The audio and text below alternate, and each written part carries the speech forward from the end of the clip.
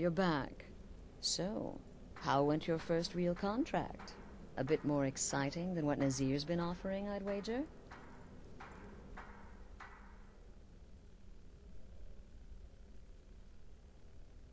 Of course, dear, of course. And from what my little ravens tell me, you handled yourself quite well. Now, I need your assistance with a matter of a more personal nature. It's Cicero. Ever since he arrived, his behavior's been... well, erratic would be an understatement. I do believe he is truly mad, but it's worse than that. He's taken to locking himself in the Night Mother's chamber and talking to someone in hushed but frantic tones. Who is he speaking with? What are they planning? I fear treachery.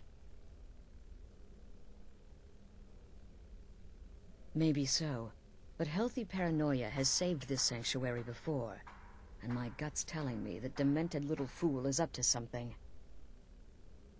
Dear brother, I need you to steal into that chamber and eavesdrop on their meeting. It'll be no use clinging to the shadows. They'll see you for sure. No, you need a hiding place.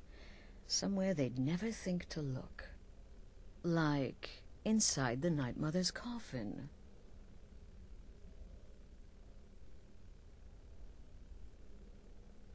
No objections then? Good. Go now, before they meet, and report back to me with whatever you learn. Stay safe.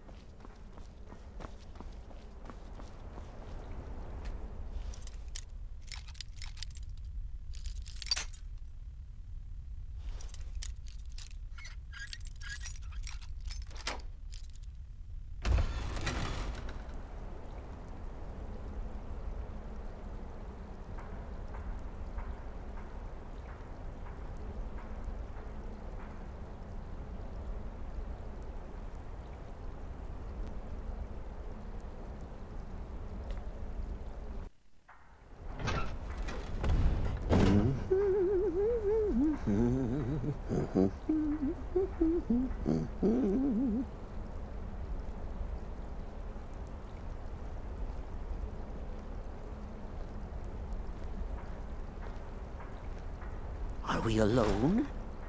Yes. Yes! Alone! Sweet solitude! No one will hear us, disturb us. Everything is going according to plan. The others, I've spoken to them, and they're coming around, I know it. The wizard Festus Crex. Perhaps even the Argonian and the Unchild. What about you? Hmm? Have you spoken to anyone? No?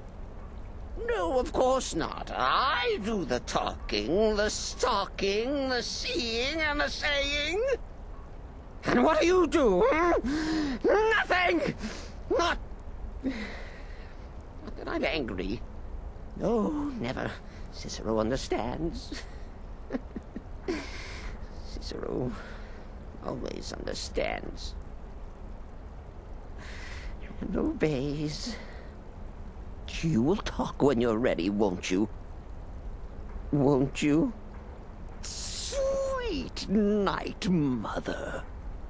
Poor Cicero. Dear Cicero. Such a humble servant. But he will never hear my voice. For he is not the listener. Oh, but how can I defend you? How can I exert your will if you will not speak to anyone? But I will speak. I will speak to you, for you are the one. Yes, you. You who shares my iron tomb, who warms my ancient bones. I give you this task. Journey to Wallenroad. Speak with Armand Mortier. Poor Cicero has failed you. Poor Cicero is sorry, sweet mother. I've tried so very hard, but I just can't find the listener. Tell Cicero the time has come. Tell him the words he has been waiting for all these years. Darkness rises when silence dies.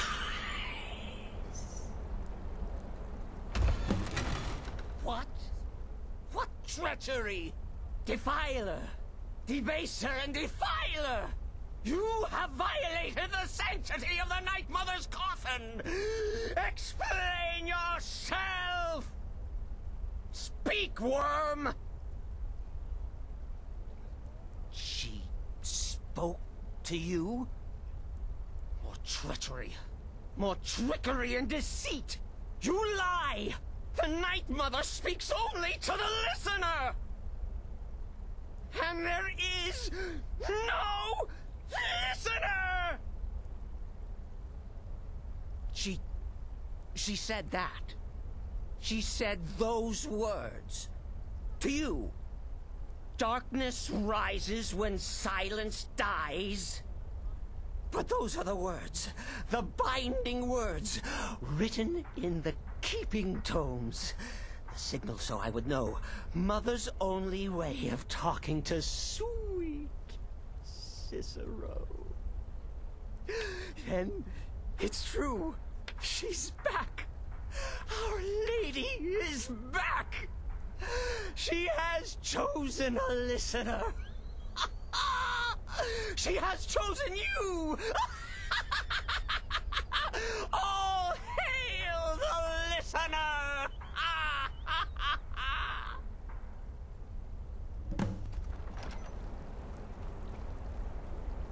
By Sithis, this ends now.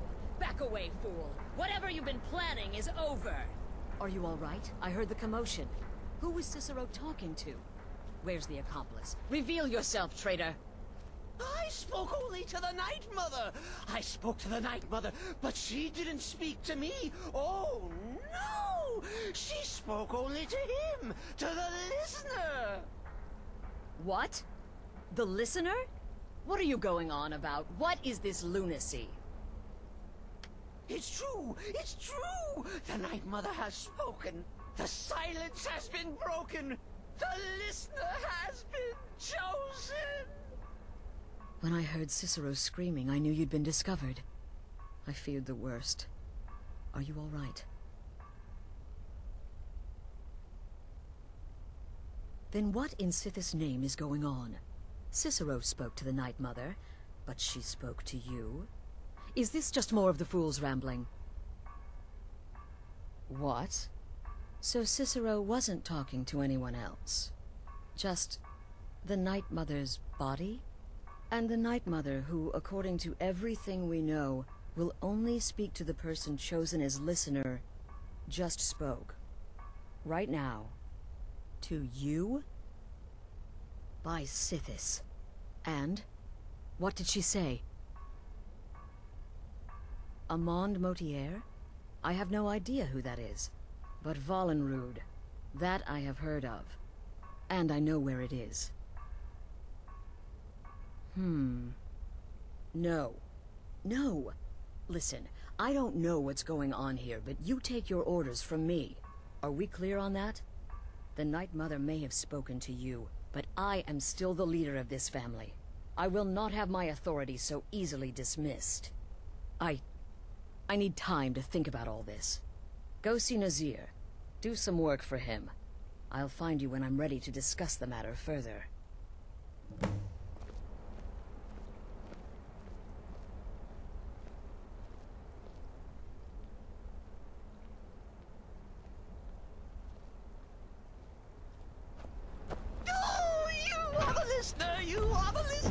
I have served Mother well, I have. The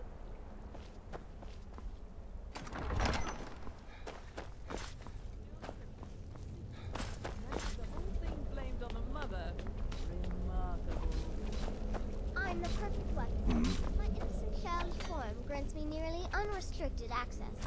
Poison or a good bite usually takes care of the rest. Sithis whisper be upon you, brother. Let's hear it. It's been quite a boon, looking like a child. No one ever suspects a thing. You reek of death, my friend. I salute you. So many contracts, so little time. Well then, your timing couldn't be better. As it turns out, I've got 2 new contracts. One rather easy assignment, and another that should prove quite a challenge. Your first target is an orc bard named Lurbuk.